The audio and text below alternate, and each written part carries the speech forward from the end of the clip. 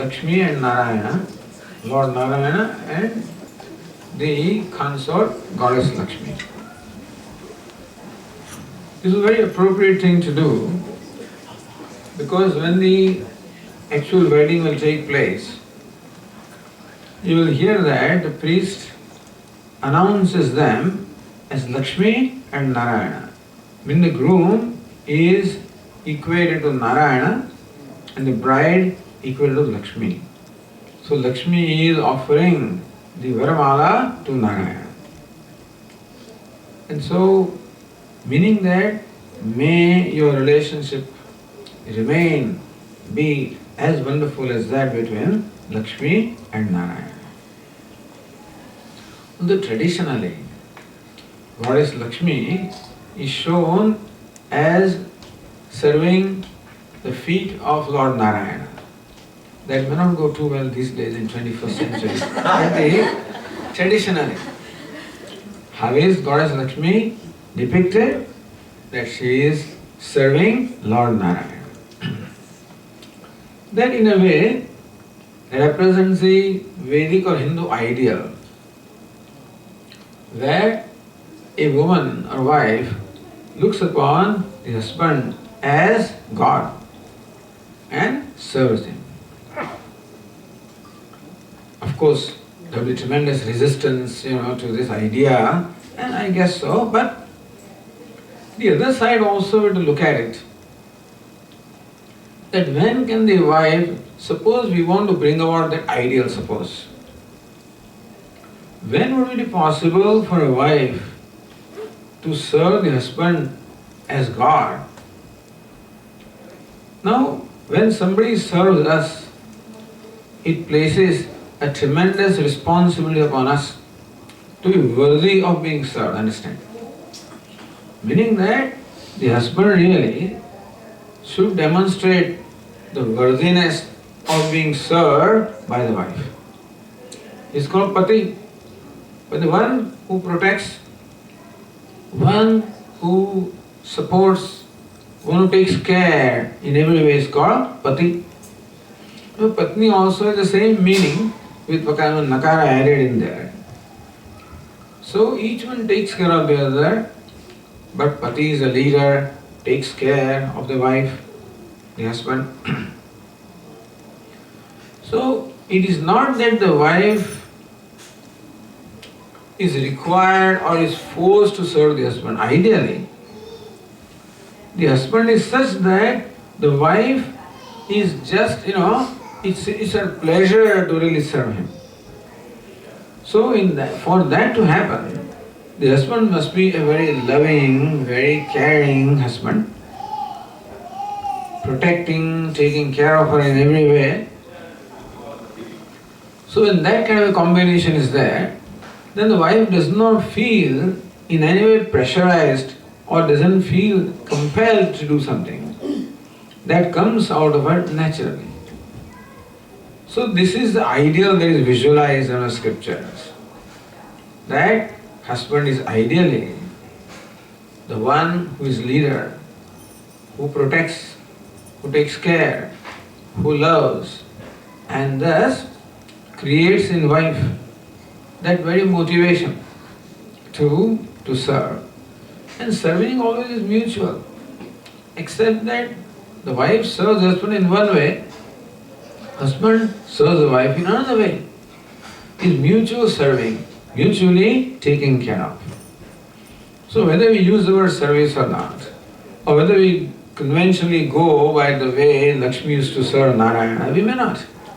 But the spirit is that the harmony is maintained when each one considers it his or her pleasure to take care of the other, serve other, please other, make other one happy.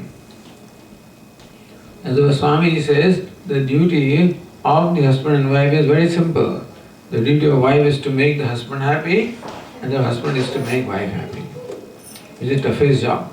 To make somebody happy is a very tough job, very demanding job. For the simple reason that when can you make somebody happy?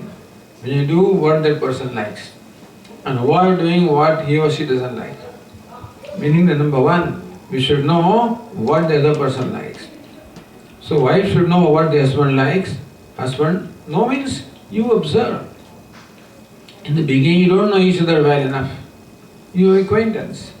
And the relation has to build up from there. And so observe, lovingly and sympathetically, and see what the other person likes, what the other person does not like. Ideally, you identify with the other person. You like what that person likes, you do not like what that person doesn't like. Ideally. That is an ideal. But we try to do as best as we can. Because after all, the purpose of any relation, this relation in particular, is to be happy, to enjoy the relationship. So, a relationship is a great gift that we have in the life. The human being alone has a privilege of having a relationship of different kinds, and of this one in particular. That's the most intimate relationship with great privilege, and that is really a privilege of human being. But a relationship can be a great source of happiness. At the same time, it is quite a demanding thing also. It demands. What does it demand? For me to let go.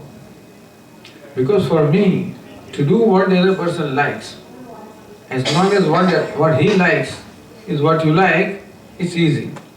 He also likes pizza, you also like pizza, no problem. He also, so forth and so on. But he likes pizza and you do not like pizza. He doesn't like pasta, you like pasta, no, that is where the challenge comes. Very often, what the other person likes, I don't care for it. What the other one does not like, I like to do. So that is when the letting go or self-sacrifice comes. What is sacrificing? Even though I like to do certain thing, just because he or she does not like, I'll refrain from doing something even though I like to do. And even though I do not like to do something, but because the other person likes, therefore I will do it. It means that the other person becomes more important than my likes and dislikes. What are likes and dislikes? Our ego. So when they say surrender ego, ego alone manifests as likes and dislikes. So surrendering likes and dislikes is surrendering ego. So we are surrendering likes and dislikes at the altar of relationship. So relationship becomes altar. Happiness is altar. But happiness is there when there is harmony in the relationship. So relationship becomes an altar in our life, where we offer ourselves. So we can compare it with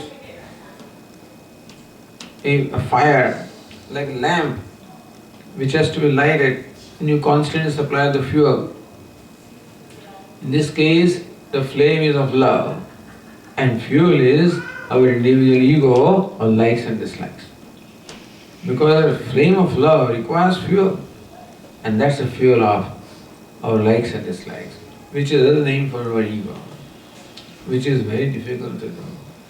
Particularly in the Western culture, where it's an individualistic society. That's how we are brought up, where what I like is the most important to me.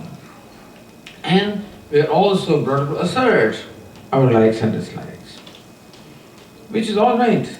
There is nothing wrong in having likes and dislikes. It's quite all right that you are too different from each other, that your likes and dislikes are different from each other, that you are two unique individuals, is all wonderful. The only thing is that when that individuality comes in the way of harmony of relationship, that is the time when I should be willing to let go. Because my training is always to assert myself, letting go of myself becomes very, very difficult. So whereas the being raised as an individual is very conducive to self-growth, taking responsibility, etc., is very conducive.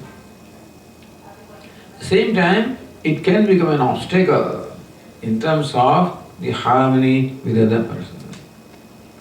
Now in Indian society it's the other way around. The the society, other person is more important than individual. What we should have is the best of both. Individuality also should be there. At the same time, the offering or sacrifice also should be there. And that requires wisdom.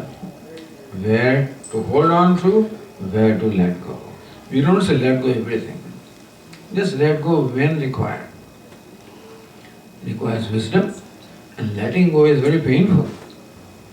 What I think is right or what I like, to let go is not easy. It is painful. But I am willing to suffer that pain for the sake of harmony in relationship.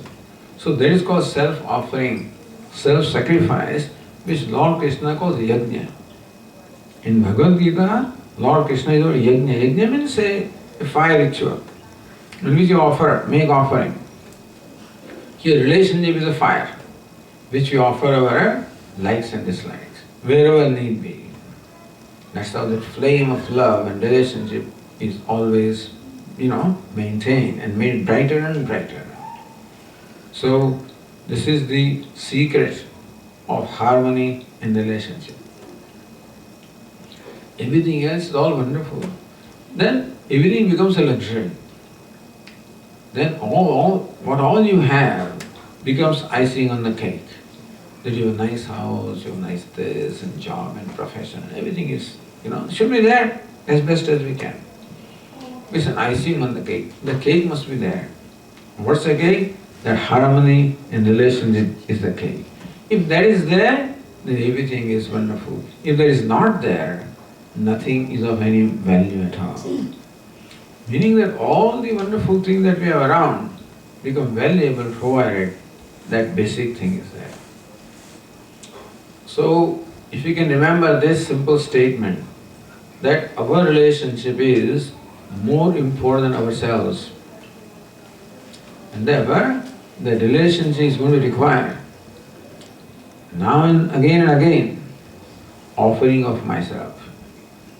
May God give me the strength, first of all wisdom, to understand that this is a time to offer and what is to be offered, and give me the strength to offer. Requires wisdom as well as strength. So that is how the relationship flowers. It's wonderful that you know each other, you like each other. That's a great start. That's called head start. But the starting of the journey. See, love is something that cannot be, a relationship cannot be taken for granted. It must be constantly nurtured and nourished. Like a plant, a sapling cannot be taken for granted. You must constantly provide its water and life, and manure and soil, etc. And take care, tend it, protect it, support it, so it grows, becomes a beautiful tree. Similarly, this relationship starts as a sprout. Each of you tends it, protects it, supports it, and it grows into a tree. Afterwards, nothing has to be done. When the tree is there, then you don't need to take care. It takes care of you. In the beginning, we take care so that it becomes tree, and then it takes care of us. This in the beginning, we take care of relationship. Make it, nurture it, nourish it, let it grow, support it. Then a beautiful tree will give you shade, flowers, fruits, fragrance.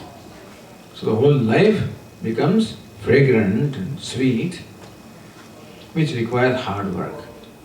But any achievement requires hard work.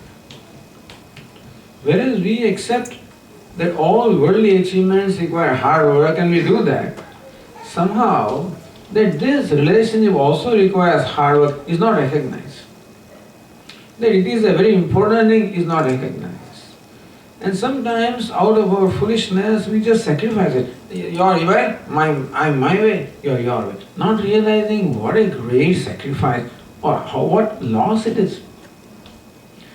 Any relationship, even with a dog, whether it's a dog, of course everybody maintains that relationship, but anything, whether it is a lowly person, it's a big person, it's a spouse, brother, sister, friend, a relationship is the most valuable thing that we have.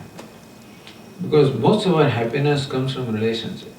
When that is there, then all these things become enjoyable. When that is not there, other things don't become enjoyable.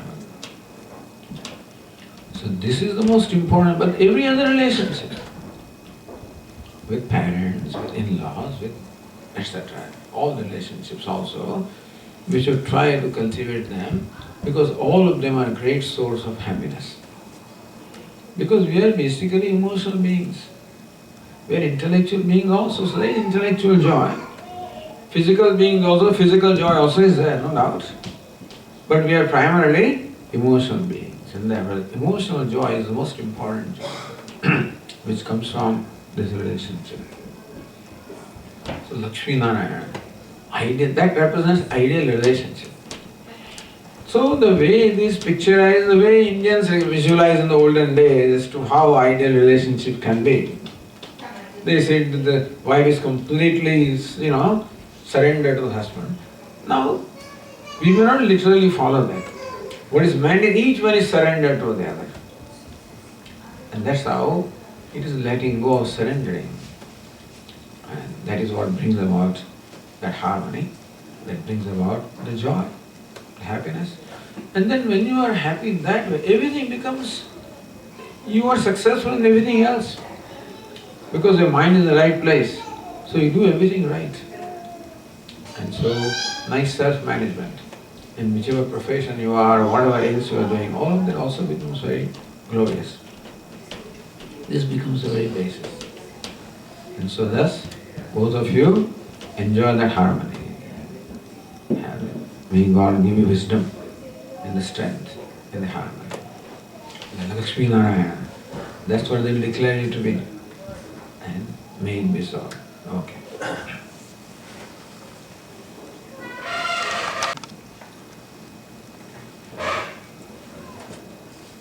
So all that pattern offering is just that kind of offering, offering ourselves. So in this puja also, offering is one of the most important elements. So in life also, offering is the most important element. And we never become small by offering, we become always bigger, that's the thing. By bending down, you become bigger, you don't become smaller. Normally we think that we become smaller when we bend down. But now, by bending down, we become always bigger. If it is done intelligently, it all should be done with wisdom, with viveka.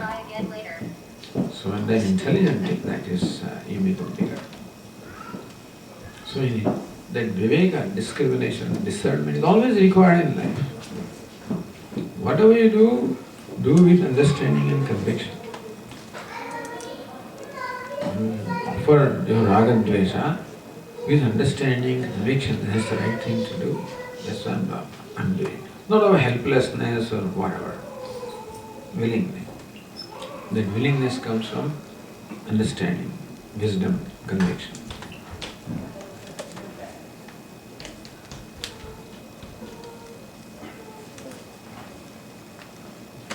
Okay?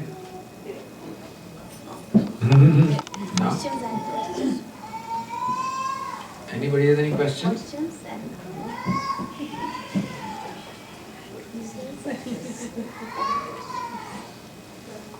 You see, if you want to continue to hear this, one nice rule. You see, every relationship generally, or every interaction involves expectation. So usually I have expectation of other person has expectation of me. This is very natural. That we have expectations because we have needs. Why are there expectations? Because we have needs. Maybe physical need, emotional need, but basically emotional needs. And the basic expectation is what? That the other person, my basic need is love. Even though I may say do this, don't do this, wear this, don't. When I make all these kind of demands, behind every demand, the basic need is love. Please love me. How do I know that you love me? When you do what I like you to do, then I interpret that as a love. That's why I want you to do certain thing. When you do that, I believe, I accept, or I feel that you love me. So basic demand is love. And that basic need of love manifests as different kinds of demands. What other person should do, what they should not do. There's your agenda for others. What they should do, what they should not do. What they should be, what they should not be. Now this is a big obstacle. The expectation, as long as other person can fulfill, is well and good. But unfortunately, expectation is a nature that more they are fulfilled, more they grow. So more you love me, meaning more you do what I want you to do, more and more demanding I will become, more and more possessive I will become. So very often love comes out as possessiveness, controlling other person, not letting other person go, suffocating them. So very often the relationship also, there is this possessiveness, and that suffocates the other person. So this we should all watch out. And ideally, fewer the expectations, healthier the atmosphere. Fewer the expectations, greater is the harmony. And so, reduce the expectation as much as you can. It's not possible that we give up all expectation. That requires a wise person. He has no expectation. Lord Krishna says a wise person, Prajahati yada kaman sarvan partha manogatan. A wise person has no demands, no expectations. Why is it so? Because all his demands are fulfilled from himself. So that is called growth in our life. What we want ultimately from this relationship and from the life is that we progressively become more and more self-sufficient. In what terms? In terms of discovering happiness from our own self. Now, discovering happiness from myself. What's the best way of discovering happiness from myself is by making the other one happy. Our Swamiji says, transform yourself from being a consumer to a contributor. Who is the consumer? The one who expects other person to make him happy. Who is the contributor? One who seeks to make the other person happy. So we are consumers. We are needy. We want others to make us happy. But they try to make us happy, we become more and more demanding. And our capacity to invoke that happiness becomes less and less. In life also, the ideal way of being happy is by making someone else happy. That's called yajna, again self-offering. Now, Lord Krishna says, make the Lord happy, make the world happy. So we don't have to go out fortunately here now. You are there each other, for each other. And so this becomes your training ground. Just make one person happy. Or derive happiness by making the other person happy. In fact, that's the definition of love. In our scriptures, there are the aphorisms written by sage Narada. It's called Bhakti Sutra. Written aphorisms of bhakti. And there it defines, it says, who is a devotee? Who is the lover of God? Or who is the lover? One who is happy by the happiness of the other. That's real love. Because when I love somebody, then I want to make that person happy. Like, this morning Vinod was describing her mother, or they always want to do something for us. So, chalo, paratha bana denge, let me do this for you, let me do that. Now, we find some people doing this. Our Terry Papnaya's mother also was like that. The whole extended family. She's always making this for somebody, making some that for somebody, doing this prayer, doing that one for others. And there was a great joy. So in life we have to discover the joy of making others happy. That is called being a contributor. It may take some time. We may have to perhaps make ourselves deliberately do that, because in the beginning it may not happen naturally. But more and more we try to do that, more love is invoked. So the best way of invoking love from ourselves is to try to make the other person happy. Do what the other person likes. And when you see a smile, you bring a gift that she likes, see a smile, that's your day is made. You come home and she has cooked something that you like, see the smile on your face, the day is made. Meaning that is called love, where one is happy at the happiness of the loved one. And so, therefore, less the demand, more the offering, greater is the scope of invoking love. Therefore, reduce expectations slowly. At least we are in lookout of this. Now, how do you reduce expectation? By accepting the other person as the person is.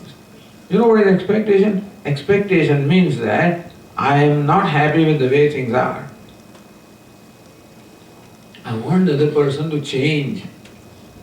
In expectation, there is a non-acceptance of what is and a need or demand of the way I want things to be. When we say that, drop expectation, meaning accept the other person as the person is. Accept or love other person as the person is. Love is better, more non-demanding it is, better the love is. More demand there is, less the love is. Right now we begin with demands, but our goal is to become less and less demanding, more and more offering. Expectation means demand. Dropping expectation means non-demanding. And you see, we are always comfortable with somebody who is non-demanding. When somebody is making demands upon us, in whichever way, Swamiji, don't talk in English, talk in Hindi, do this, don't sit like that. Suppose people tell me, I become uncomfortable. I'm comfortable when I'm accepted as I am. Because everybody is comfortable when they're accepted as they are. And therefore, to make other person comfortable. How? By trying to accept the other person as the person is. If you want them to change, suppose you feel the other person needs to change, bring about change not by demanding, but creating an atmosphere where other person is motivated to change. Oh, this is what he likes, what she likes, let me do that. So when the change comes from within oneself, it's a genuine change. When change comes because you want me to change, it's an obligation. So change will happen in us. That's called growth. What kind of change? That we become more and more bigger and bigger givers and givers. So the basic thing about love is being happy at the happiness of the other. By accepting the other person or loving the person as the person is. Making as less demanding as we can. Being as much more giving as we can. Do it wisely, I'm not suggesting do it overnight. Because if the other person is not mature, you can be exploited, etc. There is always a fear in us also. This what Swami, if I become a giving person, will the other person not exploit me? Possible. So take one step at a time. And see, no, I'm safe, I'm alright. I took one step, I did this one for this other person. Seems to be okay. Take another step. Take a third step. As you discover security in the relationship, you can extend more and more and more. But the direction is this, becoming less demanding. Accepting as the person is. Trying to derive happiness by making other person happy. That's a general rule. And you can never go wrong. This is a basic thing. Meaning that as best as possible, our life is based on the basic realities. The basic reality is that everybody is perfect. Everybody is lovable. Depends on how I look at this. The body may not be most lovable, the self is always lovable. And our attempt ultimately is to really raise our relationship. To what extent? to the extent that one self relates to the other self, then this is unconditional. As long as one individual relates to other individual, it's going to be conditional. And it will be. But the goal, ideal is that ultimately I become less and less identified with my personality, become more and more identified with what I truly am. Less identified with personality becomes more identified with what I am. Thus your relationship becomes at a deeper and deeper level. You begin at the physical level perhaps to begin with. But the body is always changing, that cannot last too long. Mind also is changing, intellect also is changing. So relationships that are based on this changing things cannot be very lasting because they change. So more and more we attempt to establish the permanent, or there is some permanent thing in me and in everybody. And more we move towards that, the relationship also becomes more and more lasting. So ideally, this thing here can give you moksha, ideally. These two persons can, if they conduct themselves in an ideal manner, both of them can become liberated. Because by giving up and giving up, you are only giving up the ignorance really. You are giving up only non-self. And you are approaching, you are going closer to the self. How close can you come to what you are? Then you are liberated. That's again great ideal. Lakshmi Narayana, both are liberated, because they are gods. But this is a general rule or general criterion, when we relate to each other. That's enough, I think, for this morning. They're more than saturated. So